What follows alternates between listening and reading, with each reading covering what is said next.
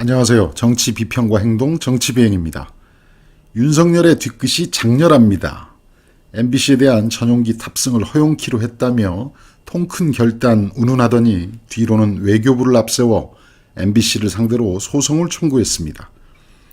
외교부가 윤석열의 뉴욕 방문 중 역사의 길이 남을 날리면 바이든 쪽팔린다 등의 비속어 발언을 최초 보도한 MBC를 상대로 정정보도 청구 소송을 제기했습니다.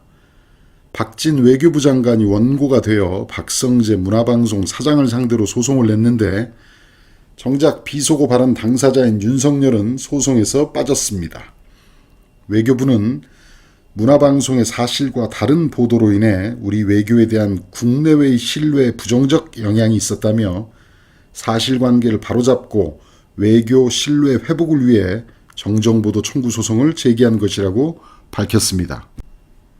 뜬금없는 핵무장 발언부터 유엔의 지침에 반하는 무인기 대응 전략까지 쉼없는 외교, 국방 참사는 누가 일으켜놓고 그 뒤처리는 외교부 장관에 떠넘기고 언론사를 상대로 소송이나 제기하는 참으로 비겁하고 치졸하기 짝이 없습니다. 하지만 거짓 보도와 외교적 신뢰를 해쳤다고 주장하는 MBC는 미디어 신뢰도 조사 전 부문에서 1위를 기록했습니다. KBS 공영미디어연구소에서 발표한 미디어 신뢰도 조사에서 신문, 방송, 인터넷 전 매체에서 모든 부분에서 신뢰도 1위를 기록한 것입니다. 배가 아픈 국민의힘이 가만히 있지는 않았겠죠.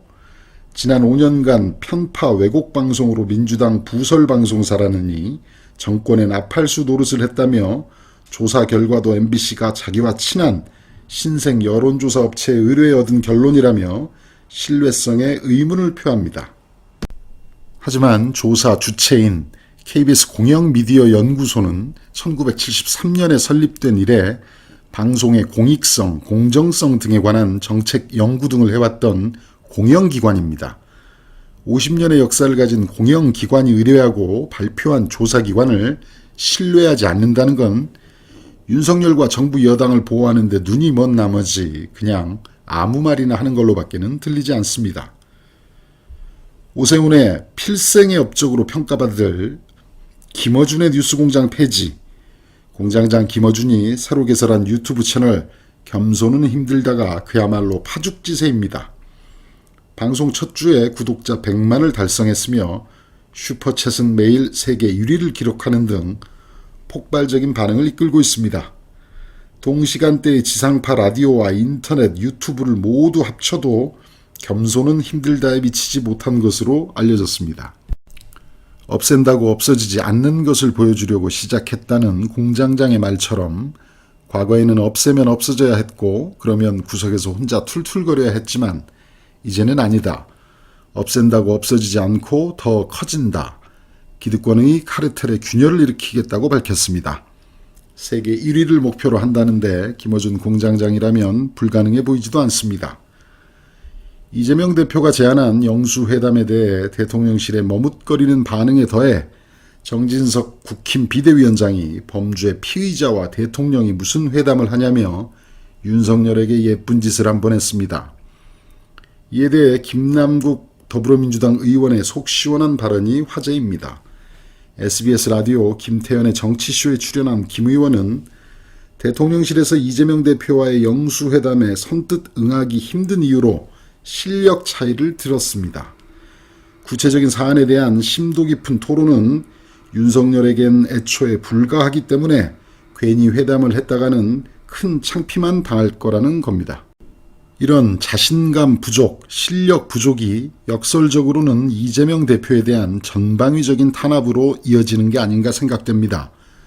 부인 김건희의 나경원에 대한 질투와 열등감이 어떻게 작용하는가를 보면 남편 윤석열도 별반 다를 것이 없어 보입니다. 김남국 의원은 정진석의 피의자와 무슨 회담이냐는 발언에 대해서는 더한 중범죄자 김건희와 함께 살고 있는데 그런 문제로 이재명 대표를 안 만나겠냐, 그건 이유가 되지 않는다라고 했고 진행자의 범죄 피의자는 아니지 않느냐는 김건희에 대한 옹호 시도에 대해서는 여러 가지 명백하고 또한 공범과 관련된 혐의들이 재판 과정에서 다 나왔고 그런데도 수사를 안 하고 있을 뿐이지 범죄의 피의자가 아니다라고는 할 수 없다며 단호하게 대처했습니다. 그나저나 정진석은 정말 권력에 취해서 제정신이 아닌 건가요? 아니면 친일파의 후손답게 아부와 아첨의 피가 흐르고 있는 걸까요?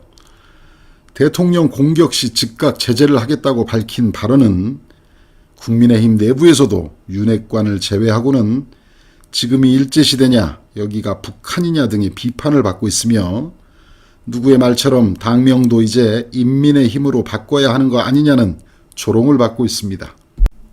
당대표 출마 여부와 관련해 주목을 받고 있는 나경원 전 의원.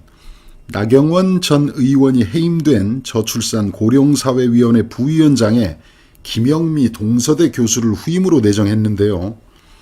동서대학교는 이준석 전 대표가 표현하기를 전당대회를 나올 용기는 없지만 5만 가지 협잡으로 정치를 망가뜨리려고 한다는 윤핵관 중 한 명, 즉 장제원의 아버지가 설립하고 어머니가 재단 이사장이며 형이 총장으로 있는 대학입니다. 윤석열이 술 약속과 자기 편 챙기는 것은 절대 빼먹지 않는다고 합니다. 이태원 참사 유가족들이 그렇게 눈물로 호소했던 이상민의 사과와 사퇴. 하지만 특수본에서 오세훈 서울시장과 윤익은 경찰청장 등과 함께 무혐의 처분을 받습니다. 윤석열도 다시 한번 이상민에게 힘을 실어줍니다. 해외 순방 환송을 위한 자리에서 또 한 번 악수를 하며 어깨를 두드리며 격려하는 윤석열과 환하게 웃고 있는 이상민. 정말 제정신인지 결국 이태원 참사는 윤석열과 김건희, 천공이 원하는 대로 흘러가는 게 아닐까 두려워질 뿐입니다. 악마의 미소를 짓는 이들의 머릿속엔 무엇이 들어있을까요? 정치비행이었습니다.